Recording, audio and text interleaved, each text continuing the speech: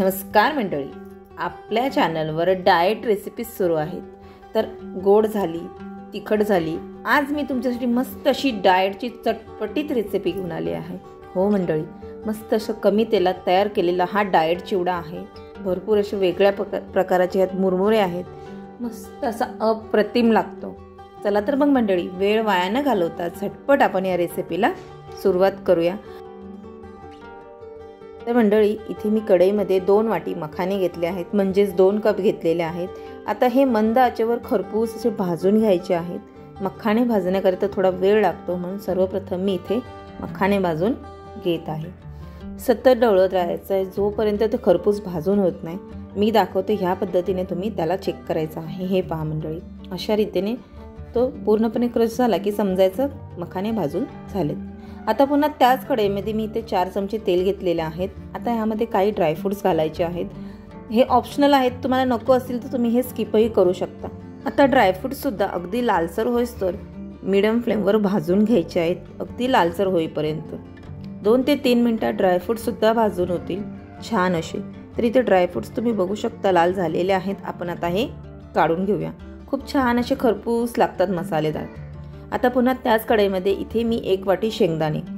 तुम्हाला जर शेंगदाणे किंवा ड्रायफ्रूट्स नको असतील तर तुम्ही हे सगळे जिन्नस स्किप करू शकता, काही हरकत नाही. शेंगदाणे ऑलरेडी भाजलेले होते, फक्त थोडेसे ते मी तळून घेतलेले आहेत. शेंगदाणेसुद्धा तळून झालेले आहेत. पुन्हा त्याच कढईमध्ये इथे मी 1 वाटी खोबरं छानपैकी लांब लांब काप करून घेतलेले आहेत. खोबरं भाजताना नेहमी गॅसची फ्लेम लो ठेवायची, जेणेकरून खोबरं आतपर्यंत भाजलं जाईल खरपूस असं.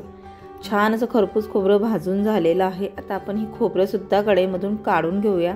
असं लालसर झालं पाहिजे इतपत, जास्तही जाळू नका, नाही तर ते कडवट लागेल. आता आपण पुन्हा त्याच कढईमध्ये अर्धी वाटी लसूण ठेचून घेतलेला आहे. थोडासा ठेचायचा आहे, सालीसहित तो ठेचून घेतलेला आहे. अगदी लालसर कुरकुरीत होईपर्यंत लसूणसुद्धा आपल्याला भाजून घ्यायचा आहे.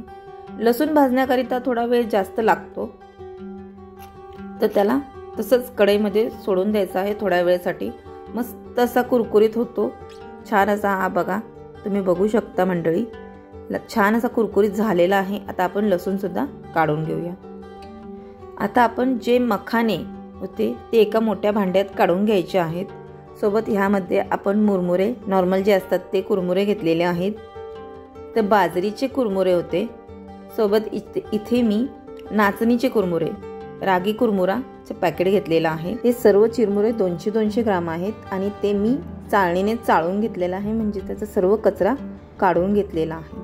सो मी इथे आता हे मुरमुरे आपण थोडेसे गॅसवर भाजून घ्यायचे आहे, म्हणजेच गरम करून घ्यायचे आहे, जेणेकरून त्याच्यातील कुरकुरीतपणा टिकून राहील.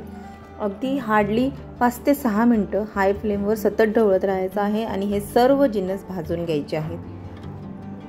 मंडळी, तुम्ही बघू शकता छोट्या भांड्यात एकत्र करता आले नसते, म्हणून मी हे मोठ्या भांड्यात काढून घेतलेले आहे. पुन्हा त्याच कढईमध्ये 4 चमचे तेल गरम करायचं आहे. 2 चमचे मोहरी. आता मोहरी छान तडतडली की जे आपण तळून घेतलेले सर्व जिन्नस होते ते ह्यामध्ये घालून घ्यायचे आहेत. 1 मिनिटभर मिक्स करून घ्यायचं आहे. मिक्स करून झाल्यानंतर आपण ह्यामध्ये 1 मोठा चमचा भरून हळद, सोबतच 1 मोठा चमचा भरून आमचूर पावडर, 1 चमचा लाल तिखट आणि चवीनुसार मीठ घालायचं आहे. अर्धा चमचा चाट मसाला घातलेला आहे. 2 मोठे चमचे मीठ लागणार आहे इथं आणि 2 मोठे चमचे पिठी साखर घालायची आहे. साखर ऑप्शनल आहे, नको असेल तर तुम्ही इथे स्किपही करू शकता. आता हे सर्व जिन्नस छानपैकी 2 मिनटं मिक्स करून घ्यायचं आहे, म्हणजेच हे मसाले भाजले गेले पाहिजेत इतपत ते मिक्स करायचं आहे. मिक्स करून झाल्यानंतर जे आपले मुरमुऱ्याचं मोठं पातेलं होतं त्यामध्ये हे सर्व मसाला घालून घ्यायचा आहे, म्हणजेच तयार केलेला सर्व बाजूने घालून घ्यायचा आहे. तर कढईमध्ये थोडा मसाला चिकटलेला होता, तर मी इथे मुरमुरे घालून ते पुसून घेत आहे. आता हे सर्व मसाले आपल्याला मुरमुऱ्याला कोट झाले पाहिजे इतपत ते मिक्स करायचे आहेत.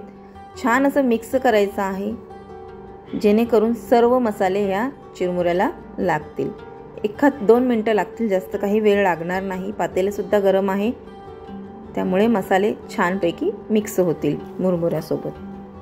तर मंडळी, तुम्ही बघू शकता छान असं सर्व मसाले आणि मुरमुरे मिक्स झालेले आहेत. तर तयार आहे मस्त असा चटपटीत डाएट चिवडा.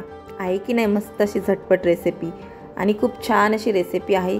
तर मंडळी, तुम्हाला जर माझी रेसिपी आवडली असेल तर व्हिडिओला लाईक, शेअर आणि सबस्क्राईब करा. सोबतच बेल आयकॉन बटन दाबायला अजिबात विसरू नका, जेणेकरून तुम्हाला नवनवीन रेसिपीचे नोटिफिकेशन येत राहतील. पुन्हा भेटू अशाच एका नवीन रेसिपीसोबत. वेळात वेळ काढून पूर्ण व्हिडिओ पाहिल्याबद्दल मनापासून खूप खूप खूप थँक्यू. आणि हो मंडळी, रेसिपी सिंपल आहे पण टेस्टी आहे, नक्की ट्राय करा.